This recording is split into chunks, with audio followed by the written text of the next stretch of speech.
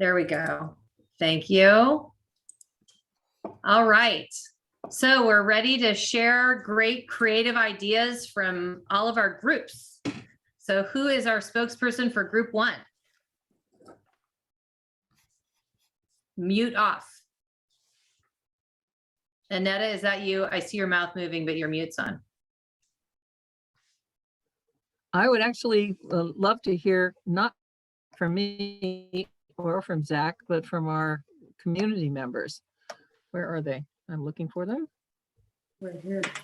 We're here with you. All Where'd you right. guys go? Hi, Joyce. There you are. You want to give a Oh, report? hey, Annalise and Joyce. Hi. Hi, It's nice to see you here. Yeah, you should be doing this, Annalise. Right. You're doing a great job. Annalise is an excellent moderator. Put her name down. All right. Okay. What have you got? So honestly, we kind of went off script. We talked about our priorities. And then it was really great to be with both of them because they educated us on furthermore on what the group can or can't do. And I really appreciate hearing about the advocacy work and pushing the issues and where the boundaries of the limits are and so forth. So we talked about then the different committees of how we can be involved and how we can help push the issues forward. And for what it's worth, I'm particularly interested in the schools community. Yeah. Excellent. Right. How is it? That's wonderful. Okay. Is that's the conclusion of your report for your group? Yes. Okay. All right. Who do we have for group 2? Kirk here. I'm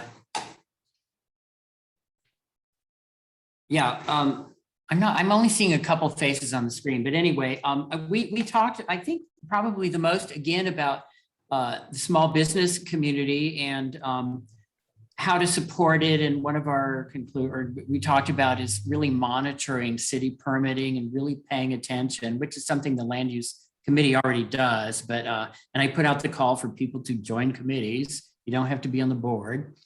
There was talk about traffic calming devices and pros and cons of various things that have happened.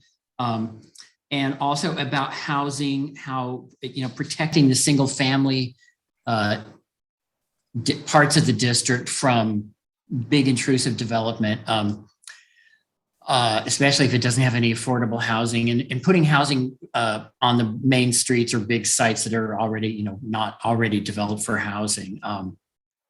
And I think that was about it. So there were a few more.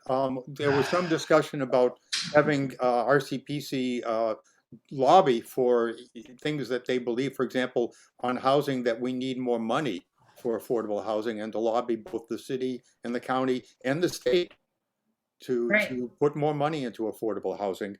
And also there was a suggestion that in terms of revitalizing the committees, that each issue of the Rockridge News should have a place where all of the upcoming committee meetings are listed. Yeah. Where they're going to be and when they're going to be and maybe what they're going to cover. That's a great idea. These are all great ideas. Also, which committees actually exist and who heads them and how do you join them? Yeah. Excellent. Very actionable. All right. Anything else from group 2? Okay. Susan, group 3. Okay, regarding housing, we talked about ADUs and the idea of if the city could come up with a couple of models that they automatically would approve if people were to take over the idea and actually do, take out permits to build these ADUs as the city has, quote, approved them, then the city could reduce their permit fee so that it's affordable to do. We might be able to get more ADUs in the area. And San Francisco does that, right? Has a handbook, Kira in our group said. Yeah. Yeah. But the idea is like an off-the-rack ADU plan. Yes. Yes. Exactly. So if people were to agree and if they were well done, Mhm. if they were well thought out, you could expense them up by putting in expensive finishes and stuff. But anyway, so that's one idea. To And the make it other, cheaper to do. Yeah. make it cheaper to do so that the people didn't have to charge outrageous rents, and they could, hire or not, rent out to teachers or to people that we want to have in our midst. The other idea had to do with commercial rents, and we were talking about how outrageous some landlords are when it comes to renting out retail and restaurant and commercial spaces on College Avenue. And somebody suggested that in the Rockridge News, we do some in-depth articles on retail rents and maybe stories of outrageous landlords that are trying to, rack it in to the expense of losing wonderful tenants and the neighborhood suffering because of it. Yeah. Maybe some good reporting on that to raise awareness. Yes. And then Hannah, are you there? Hannah, can you tell us about the idea related to community friendly neighborhood? Sure. So one of our original ideas was to position Rockridge as a climate-friendly community, given our access to transit, the work you guys are talking about to make housing more dense. And we had one really specific idea, which was in the Rockridge Kitchen Tour next year, prioritize energy efficient, climate-friendly homes. So some kitchens that have some of these very cool new induction cooktops, maybe are energy efficient, maybe have solar, things like that. So find a few homes that are out there and help other folks understand how they can bring that into their own home. And then we also talked about creating a page on the Rockridge RCPC website that makes it really easy for people who want to improve the energy efficiency or design of their homes to do so, to give them really concrete ideas, links to suppliers, advice, that kind of thing. Make it really, really easy to do for people. Okay, group 4. Hello, everyone. All right, so we continue to talk about a potential petition or something to raise awareness about the blight at the 51st and Broadway site, the Shops at the Ridge. We also wanted to figure out a way to incorporate, connect the community on ways they can get involved. And so talked about an interest survey with really clear ways to identify the amount of time you have or the skill set that you have, and that interest form could be incorporated in with our recruitment of trying to get people on our email list so that they can find out about things like tonight, if they happen to miss it in the Rockridge News. And generally maybe as more of a welcome to the neighborhood pitch, because a lot of folks don't realize that they're members of RCPC or kind of what our organization does to advocate for their needs as residents. And I think that was it. Terrific. Anything else on 4? Ready to move on to 5? Group 5, who do we have? Hey, so we talked primarily about traffic safety again. And I think the big takeaway was that it's a really big, hard problem that if the RCPC is going to be able to do anything about, we need to hone in on very specific things. So figuring out from the group and figuring out from other people in the neighborhood kind of what matters the most, whether that's crossing the street because there's no stop sign or crossing the street because the traffic signals are timed really poorly and it takes you 3 minutes just to cross, for instance, at like college. But then we also talked about things like traffic calming on Claremont, which is obviously a much, much bigger project than something like installing stop signs. So I think the big takeaway was that it could be really valuable to gather that data and see what people want and see what would matter the most, and then figure out within that subset how RCPC can be effective. So maybe a town hall specifically on traffic issues. Yeah, and then also just like pedestrian maybe safety. figuring out how to kind of quantify these things. I'll just call out that there was a group in West Oakland called Safe 8th Street who did a tremendous amount of data collection on their in their neighborhood, and they were actually able to present that to the city, and they tapped into a capital improvement project grant. They're having a whole revamp of their neighborhood, basically. So it's like these things are possible, but they take a lot of coordination. They take a lot of like very, very specific detail-oriented approaches. So Will, we cannot see you, which is fine. Although I'm sure you look magnificent. And we just I have do. your first name. Do we know who you are? If RCPC wants to follow up with you on this stuff? Yeah, I mean, I can give you my email or something like that. Or Will I you can just give it message to you directly Ronnie or something. or to the Sure. Rockridge? It'll show up as Rockridge Community Planning Council, the host for the meeting. Sure. Great. You got it. Okay, and if anyone else is here, wants RCPC to be able to reach you directly because you're interested in any of this stuff, get on the chat and give your email to Rockridge Community Planning Council host, if you would. Ronnie, is that okay? They can send it to townhall@rockridge.org and it'll come for this. We established that for meetings, so. Great, or that. Town hall at, what'd you say? Rockridge.org.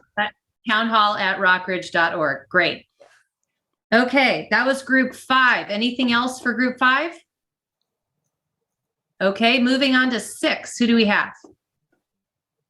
We didn't really appoint anyone, but I guess it may as well be me again. No one else objects.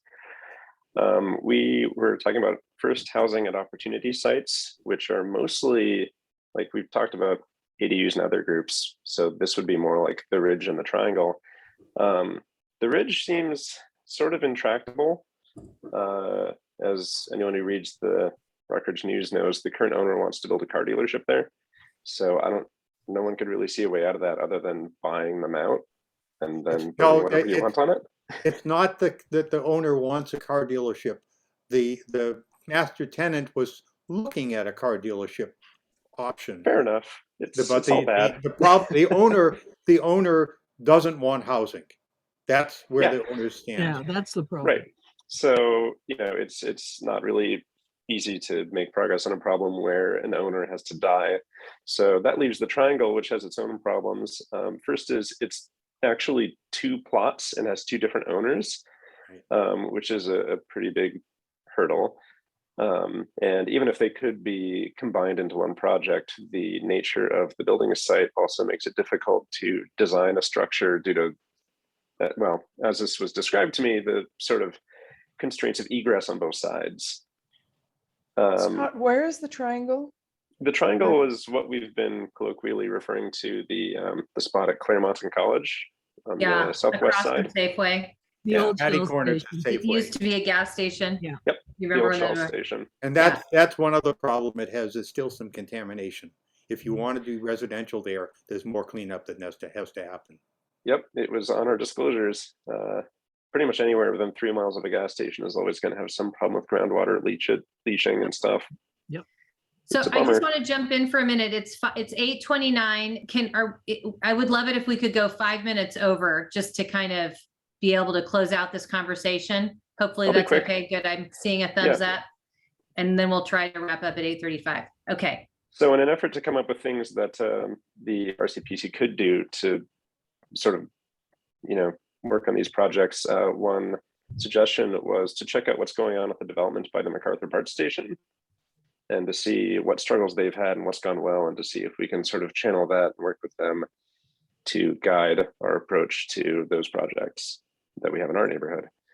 The next one was crime. The big one we wound up talking about was mostly traffic crime. So this sort of goes with what another of the group mentioned about traffic calming and things like that. Our consensus was mostly that things like stop signs and stuff don't affect traffic crime because that's what they're doing in the first place. And what we really need is to advocate for traffic control infrastructure. So one example of that we already have is the traffic circles in Shafter. They're great. They keep people from shooting through in a straight line. There was a suggestion that we could work with the NCPC on this and see where that goes. But also someone else mentioned Safe 8th Street, and I think that's a great idea. The last one was business development. I didn't realize this until someone brought it up. College has a 90% occupancy rate, which is amazing. But it is still true. Above that, it's about 95%. Incredible. That said, there's still, empty, vacant spots always give people stress, and certainly there's probably a lot that could be done to make the permitting and move-in process smoother for businesses. Great. Thank you, Scott. The Kira, who is on the Zoom with us, who works for Councilman Kalb, and she had mentioned that he's tried to get a hold of the owner at the Ridge. Kira, do you have any sense of like, how do you elevate this? Like, are there other ways for the city to get involved if they chose to? Does it need to be brought before the council? Like, what are the options? Not that I'm aware of, but I can ask Dan. And so does anyone have contact information for the owner that they've actually successfully employed? The owner has been pretty reticent about letting that information out. I believe that TRC, the people who are the master tenants, have his contact information, but they said they are not allowed to give it out to anybody. And someone, Jennifer McElrath, and I'm mispronouncing your name again. McElrath? What is it? McElrath said mentioned the developer. Is that someone who could be contacted? Right. That's TRC. That's TRC. That's TRC. And they have said that the contract that they have excludes housing, but they said that yes, they could pay higher fees and the like, and they could include housing. Right. So that might be someone for Dan to talk to, just to have make contact with someone in the, not to spend too much time on this here, but it sounds like there's a lot of concern about that, and we need more and better information on how to move a conversation forward. And at some point, that's the city's job to figure that out. So if we Dan can. may have spoken with them already, but in case he hasn't, can you send me that info? Yes. Jennifer, did they give any indication what their number was? No. How much more they'd have to pay? How many zeros are in that number? What I was told, it was basically a prohibitive amount. Yeah. It was kind of like, okay, you want to build a residential? Yeah. Here's what it'll cost you. Got it. Just cheaper to hire a lawyer. People's eyes bug out. Yeah. Okay. Never mind, though, that the fact that the owner of that property, it is his.